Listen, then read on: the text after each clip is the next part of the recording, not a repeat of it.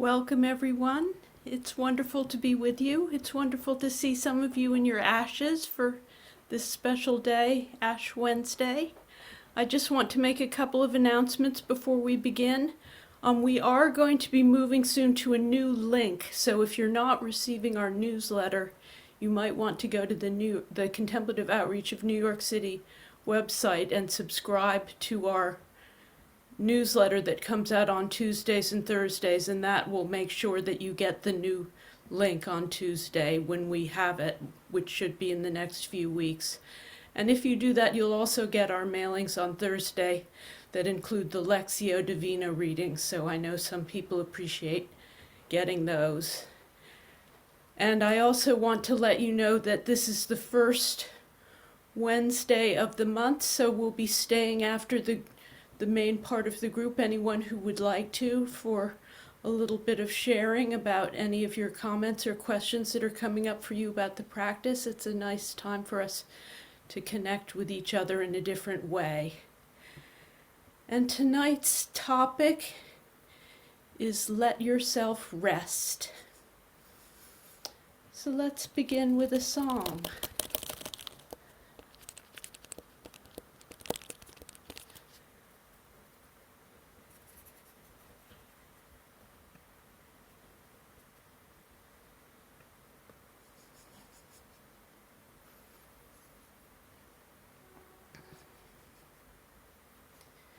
You, O God, are my shepherd, I shall not want.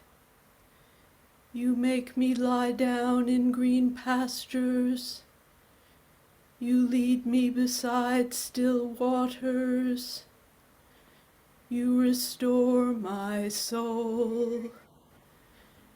You lead me down right pathways in your name. Though I walk through the valley of the shadow of death, I will fear no evil, for you are with me. Your rod and your staff, they comfort me. You prepare a table before me in the presence of my enemies. You anoint my head with oil. My cup runs over. Surely goodness and mercy shall follow me all the days of my life, and I shall dwell in the house of God forever. Welcome to this digital contemplative prayer group. This is a place for all God's people. Whatever your beliefs or doubts, you are welcome here. If you are new to centering prayer, just follow the instructions as the session unfolds. You're also welcome to use the silence in any other way that is right for you. Loving God, we ask for your blessings upon this gathering, recognizing that we bring the joys and sorrows of our lives here today. If anyone would like to mention, silently or aloud, expressions of gratitude or concern for ourselves, our families, our friends, our society, or our fragile planet, please do so now. People of Ukraine. Thanksgiving for our community and the people of Ukraine.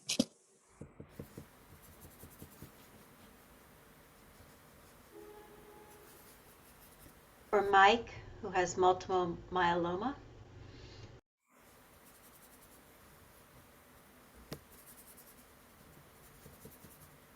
People of Ukraine. For guidance in making a decision. For a successful outcome for my cousin's grandson when he gets his stem cell.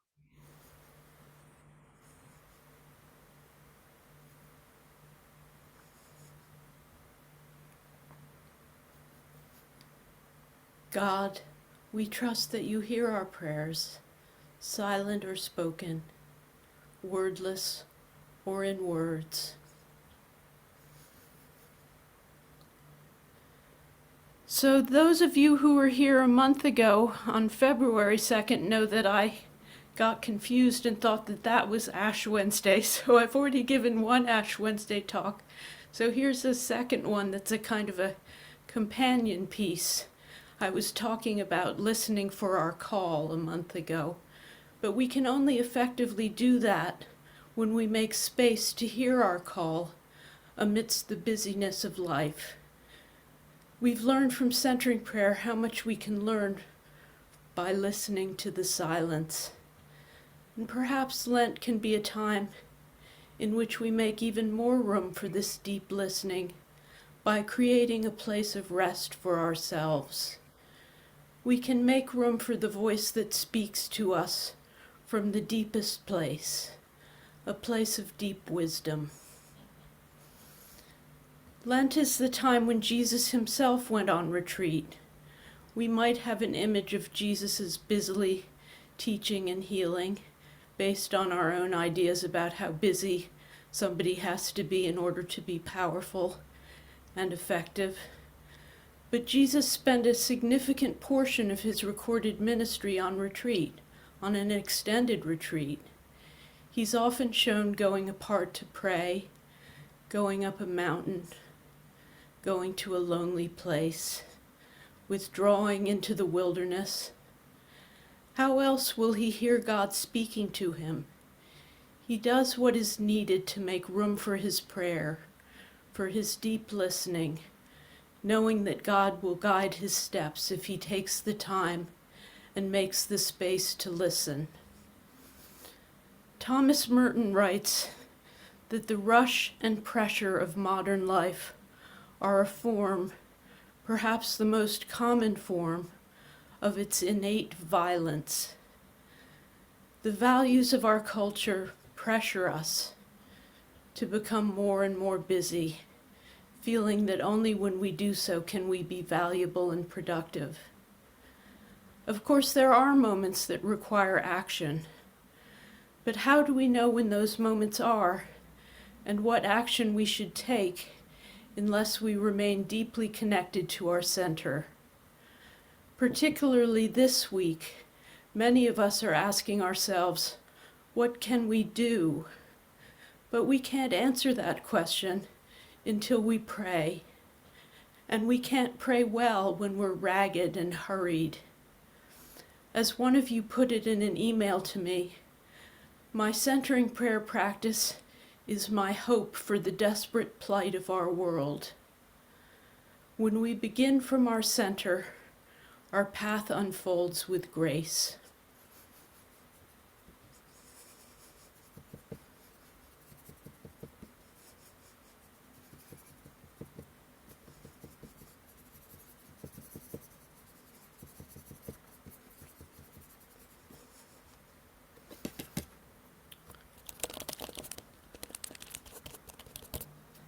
Sorry, sometimes it's hard for me with my tremor to advance my notes.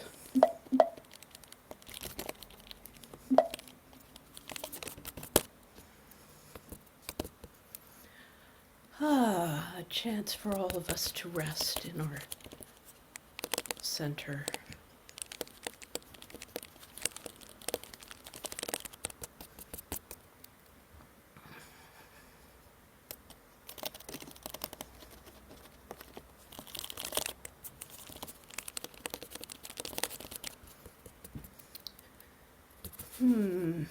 Just a moment.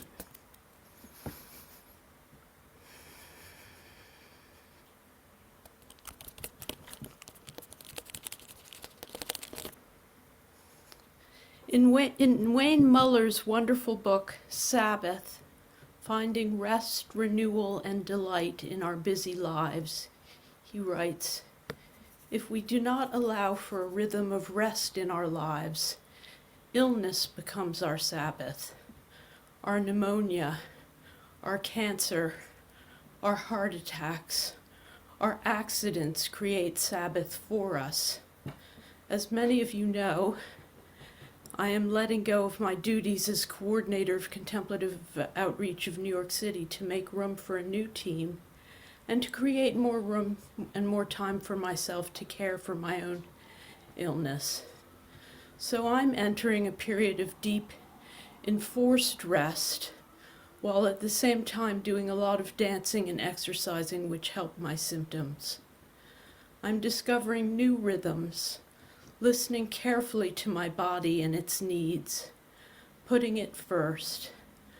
I've had terrible trouble with my neck seizing up, and the best way to address this seems to be to stay off my computer.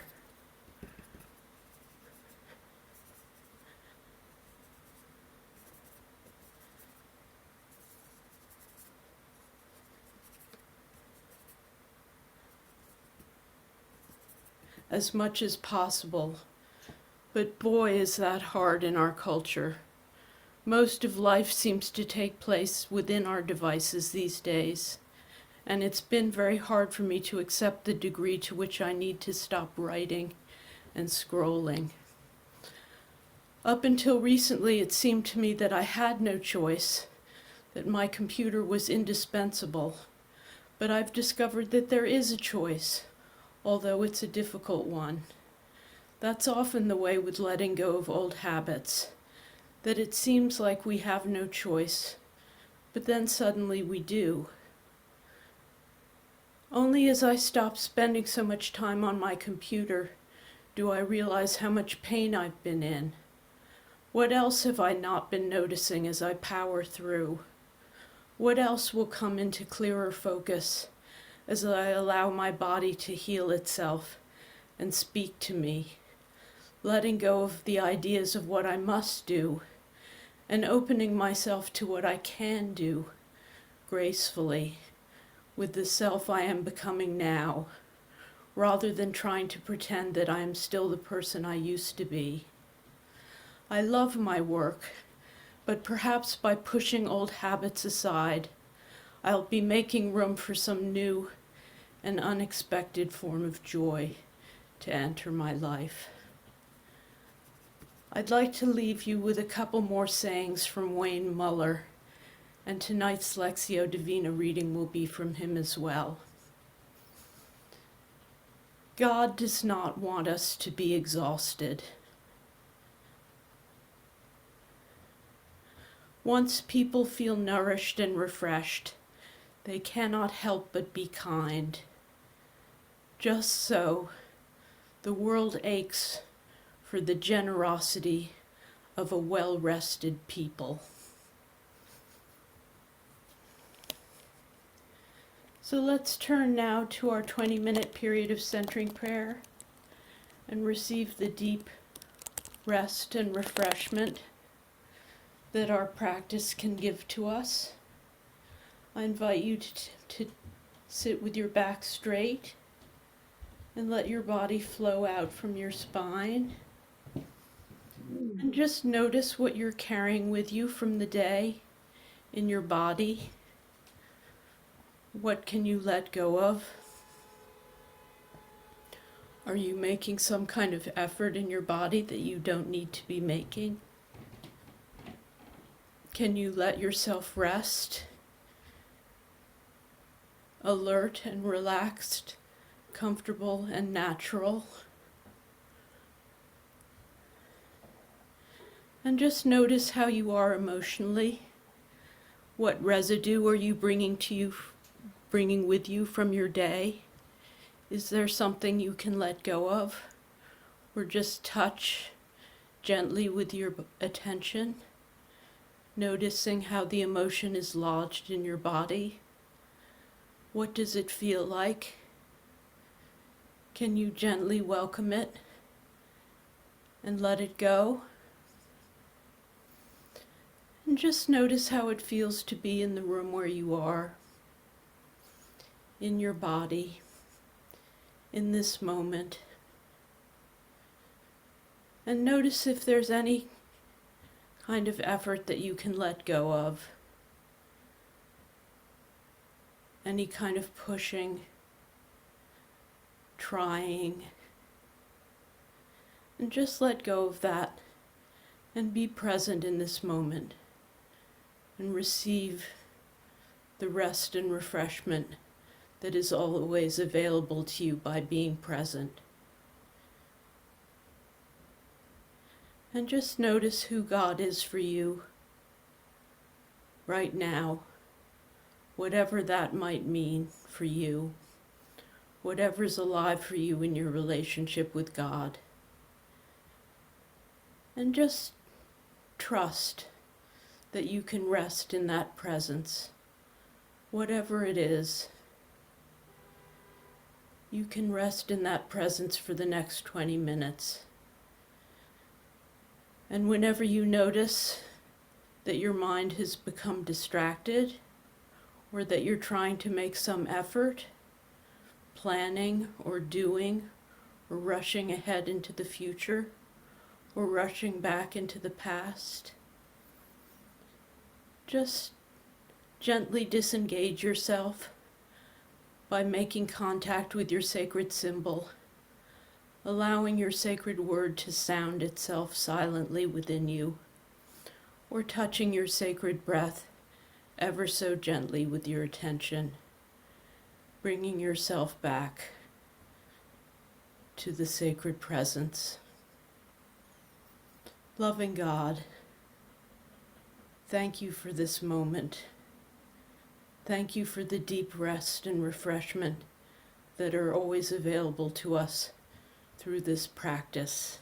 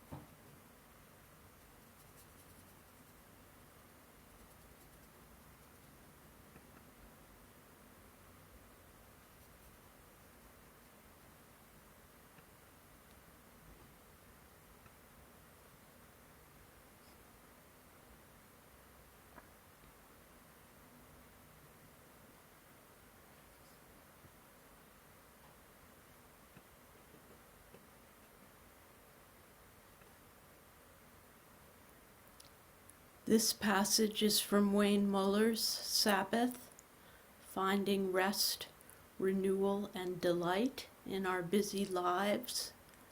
I'll read it 3 times, and then I'll invite you to share a word or phrase from the passage that resonated for you. Listen with the ear of the heart. Remember, the Sabbath is not simply a lifestyle suggestion. It is a spiritual precept in most of the world's spiritual traditions. Ethical precepts that include prohibitions against killing, stealing, and lying. How can forgetting the Sabbath possibly be morally and socially dangerous? How can forgetting to be restful, sing songs, and take delight in creation be as reprehensible as murder, robbery, and deceit? Why is this so important?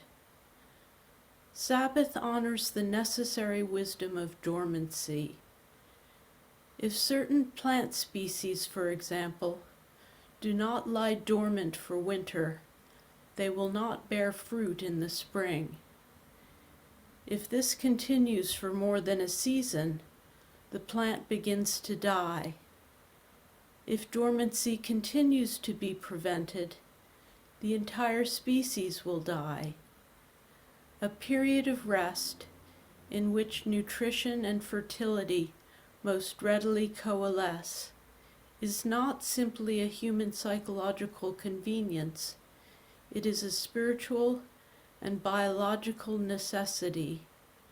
A lack of dormancy produces confusion and erosion in the life force.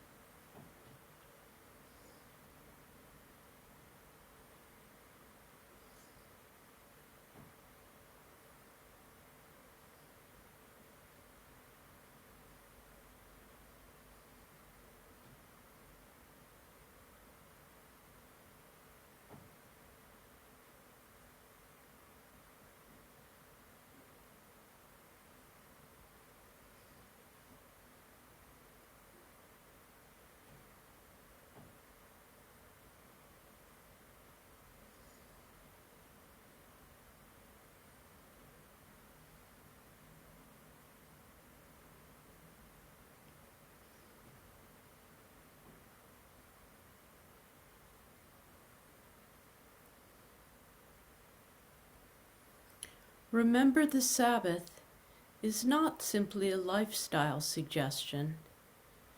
It is a spiritual precept in most of the world's spiritual traditions.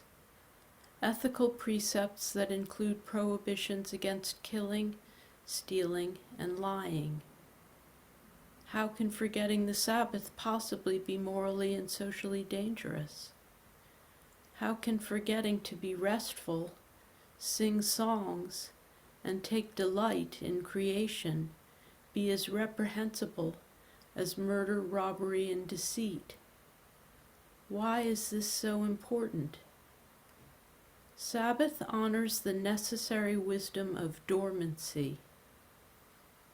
If certain plant species, for example, do not lie dormant for winter, they will not bear fruit in the spring.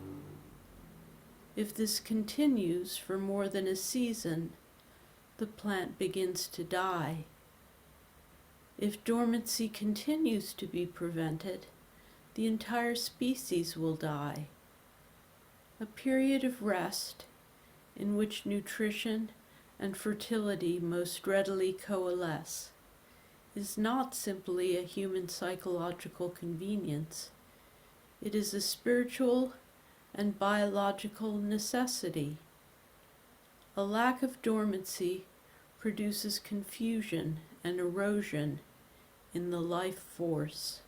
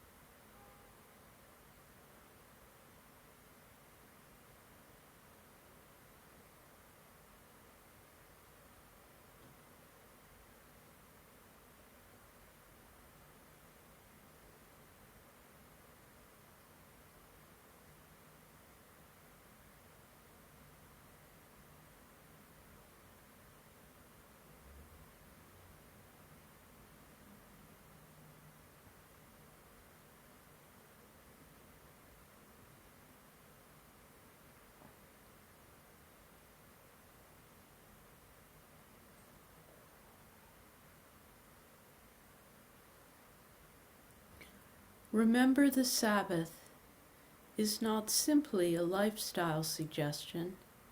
It is a spiritual precept in most of the world's spiritual traditions. Ethical precepts that include prohibitions against killing, stealing, and lying. How can forgetting the Sabbath possibly be morally and socially dangerous? How can forgetting to be restful, sing songs, and take delight in creation be as reprehensible as murder, robbery, and deceit? Why is this so important? Sabbath honors the necessary wisdom of dormancy. If certain plant species, for example, do not lie dormant for winter, they will not bear fruit in the spring. If this continues for more than a season, the plant begins to die. If dormancy continues to be prevented, the entire species will die. A period of rest in which nutrition and fertility most readily coalesce is not simply a human psychological convenience. It is a spiritual and biological necessity. A lack of dormancy produces confusion and erosion in the life force.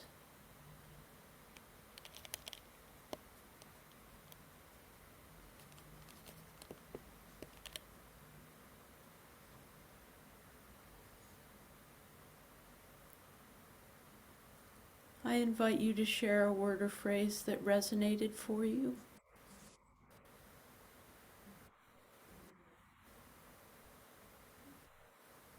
Necessity. Remember the Sabbath. Sing songs. Dormancy. Necessary Life force.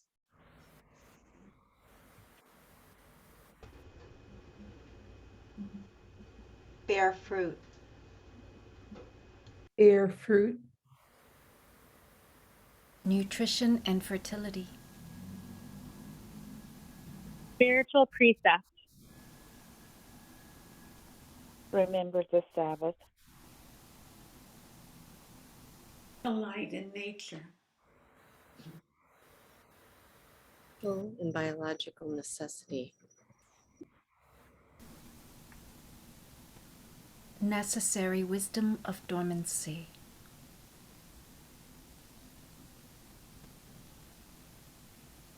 Light.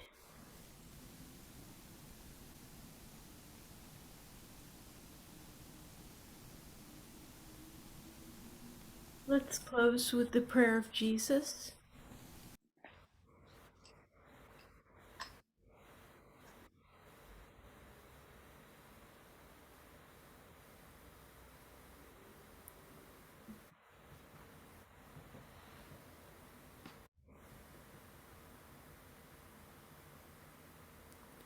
Ground of all being, Mother of life, Father of the universe, your name is sacred, beyond speaking.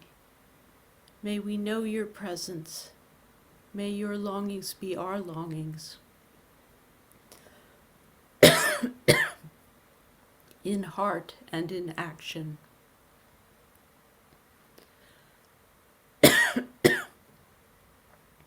May there be food for the human family today and for the whole earth community. Forgive us the falseness of what we have done, as we forgive those who are untrue to us. Do not forsake us in our time of conflict, but lead us into new beginnings. For the light of life, the vitality of life, and the glory of life are yours now and forever. Amen.